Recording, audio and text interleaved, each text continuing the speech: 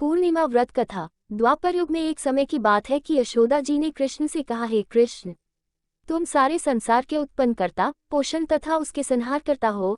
आज कोई ऐसा व्रत मुझसे कहो जिसके करने से मृत्युलोक में स्त्रियों को विधवा होने का भय न रहे तथा यह व्रत सभी मनुष्यों की मनोकामना पूर्ण करने वाला हो। श्री कृष्ण कहने लगे, हे माता, तुमने अति सुंदर प्रश्न किया है।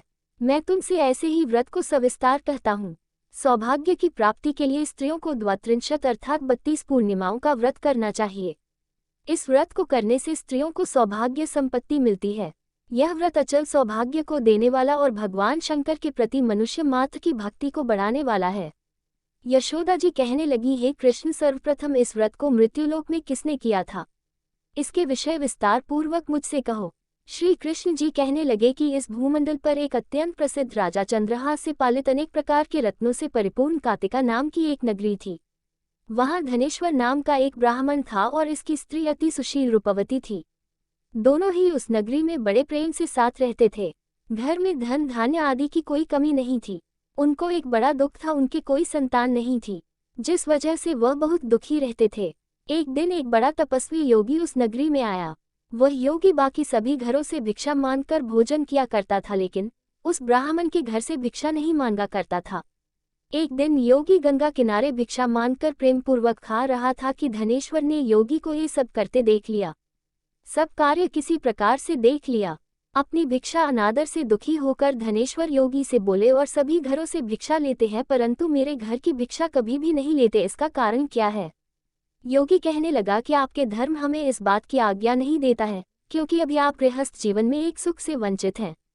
आपके घर संतान होने पर मैं आपके घर से भी भिक्षा स्वीकार कर लूंगा। उन्होंने कहा कि जिसे संतान नहीं है उसके घर से भिक्षा लेने से मेरे भी पतित हो जाने का भय है। धनेश्वर यह सब बात सुनकर बहुत दुखी हुआ और हाथ जोड़कर योगी के पैरों पर गिर पड़ा तथा दुखी मन से कहने लगा कि आप मुझे संतान प्राप्ति के उपाय बताएं। आप सर्वज्ञ हैं, मुझ पर अवश्य ही यह कृपा कीजिए। धन की मेरे घर में कोई कमी नहीं है, लेकिन मैं संतान न होने के कारण अत्यंत दुखी हूँ। आप मेरे इस दुख का हरण कीजिए। ये सुनकर योगी कहने लगे, तुम चंडी की आराधना करो।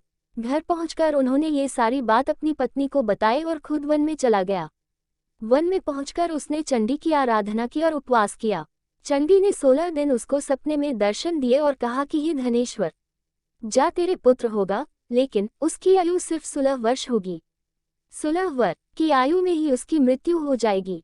अगर तुम दोनों स्त्री और पुरुष 32 पूर्णिमाओं को व्रत करोगे तो ये दीर्घायु हो जाएगा।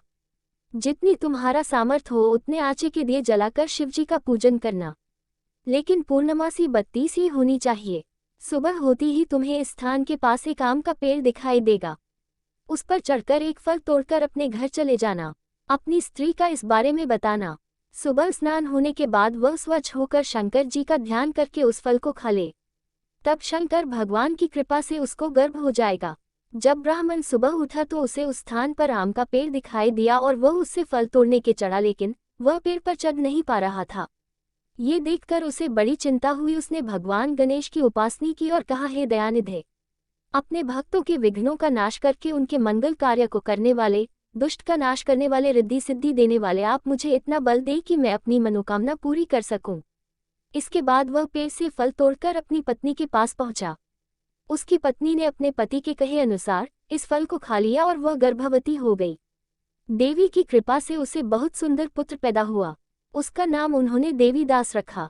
माता पिता के हर्ष और शोक के साथ वह बाल बढ़ने लगा। भगवान की कृपा से बालक बहुत ही सुंदर था, सुशील और पढ़ाई लिखाई में भी बहुत ही निपुण था।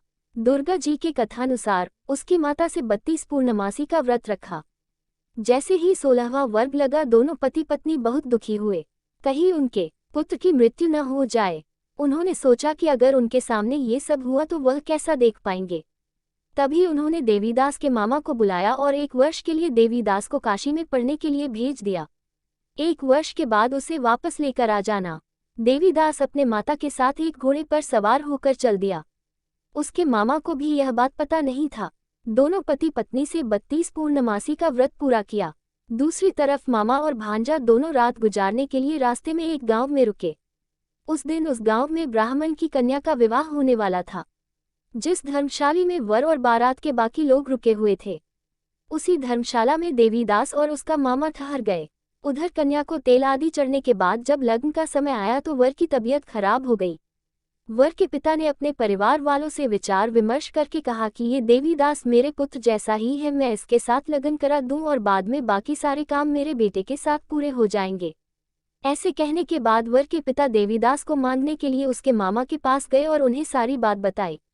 मामा ने कहा कि कन्यादान में जो कुछ भी मिलेगा वो हमें दे दिया जाए। वर के पिता ने बात स्वीकार कर ली। इसके बाद देवीदास का विवाह कन्या के साथ संपन्न हो गया। इसके बाद वह अपनी पत्नी के साथ भोजन न कर सका और मन में विचार करने लगा कि न जाने ये किसकी पत्नी होगी। ये सोचकर उसकी आंखों में आंसू आ गए। तब वधू ने पूछा कि क्या बात है, आप उदास क्यों हैं? तब उसने सारी बातें पत्नी को बता दी।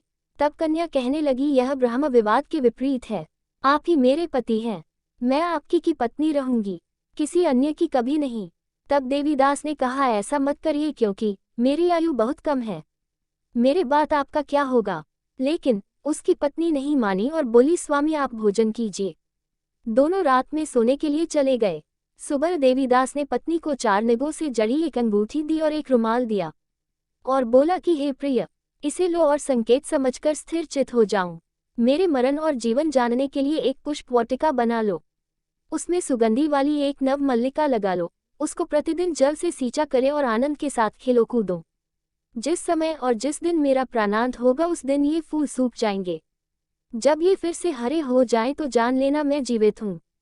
ये समझाकर वह वहां से चला गया। इसके बाद जब वर और बाकी बाराती मंडप में आए तो कन्या ने उसे देखकर कहा कि ये मेरा पति नहीं है, मेरे पति वह है जिनके साथ रात में विवाद हुआ है, इसके साथ मेरा विवाह नहीं हुआ है। अगर यह वही है तो ये बताएं कि मैंने इसके क्या दिया है, साथ ही कन्यादान के समय को आभूषण मिले उन्हें दिखाएं। कन्या की ये सारी बातें सुनकर वह कहने लगा कि मैं ये सब नहीं जानता। इसके बाद सारी बारात भी अपमानित होकर लौट गई। भगवान कृष्ण बोले, हे माता, इस प्रकार देवीदास काशी चला गया। कुछ समय जब बीत गया तो एक सर्प उसको डसने के लिए वहां आया, लेकिन वह उसको काट नहीं पाया क्योंकि उसकी माता ने पहली ही 32 पूर्णिमा का व्रत कर लिए थे। इसके बाद खुद काल वहां पहुंचा। भगवान की कृपा से तभी वहां माता पार्वती और भगवान गणेश आ गए। देवीदास को मूर्छित दशा में देखकर माता पार्वती ने भगवान शिव से प्रार्थना की कि महाराज, इस बालक की माता ने पहले ही 32 पूर्णिमा के व्रत कर लिए हैं, आप इसको प्राण दे। भगवान शिव ने माता पार्वती के कहने पर उसे प्राण दान दे दिया। उधर उसकी पत्नी उसके काल की प्रतीक्षा कर रही थी। उसकी पत्नी ने जाकर देखा कि पुष्प और पत्र दोनों ही नहीं है तो उसको बहुत आश्चर्य हुआ और जब उसने देखा कि पुष्पवाटिका फिर से हरी हो गई तो वह समझ गई कि उसका पति जिंदा हो गया है। इसके बाद वह बहुत ही प्रसन्न होकर अपने पिता से कहने लगी कि मेरे पति जीवित हैं, उनको ढूंढिए। जब 16वां वर्ष व्यतीत हो गया तो देवीदास भी अपने मामा के साथ काशी चल दिया। इधर उसकी पत्नी के परिवार वाले उन्हें ढूंढने के लिए जा ही रहे थे कि उन्होंने देखा कि देवीदास और उसका मामा उधर ही आ रहे थे। उसको देखकर उनके ससुर बहुत प्रसन्न हुए और उसे अपने घर ले आए। वहां सारा वगर इकट्ठा हो गया और कन्या ने भी उसे पहचान लिया। देवीदास ने इसके बाद अपनी पत्नी और मामा को लेकर वहां से चल दिया। उसके ससुर ने भी उसे बहुत धन दहेज दिया। जब वह अपने घर की तरफ चल रहा था तो उसके माता पिता को लोगों ने खबर कर दी, तुम्हारा पुत्र देवीदास अपनी पत्नी और मामा के साथ आ रहा है। ऐसा समाचार सुनकर पहले तो उन्हें विश्वास नहीं हुआ, लेकिन जब देवीदास आया और उसने अपने माता पिता के पैर छुए तो देवीदास के माता पिता ने उनका माथा चूमा और दोनों को अपने सीने से लगा लिया। दोनों के आने की खुशी में धनेश्वर ने बहुत दान दक्षिणा ब्राह्मणों को दी। श्री कृष्ण जी कहने लगे कि इस तरह धनेश्वर को 32 पूर्णिमाओं को व्रत के प्रभाव से संतान प्राप्त हुई।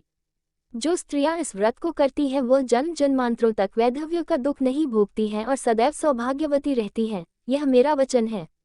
यह व्रत संतान देने वाला और सभी मनोकामनाओं को पूरा करने वाला है।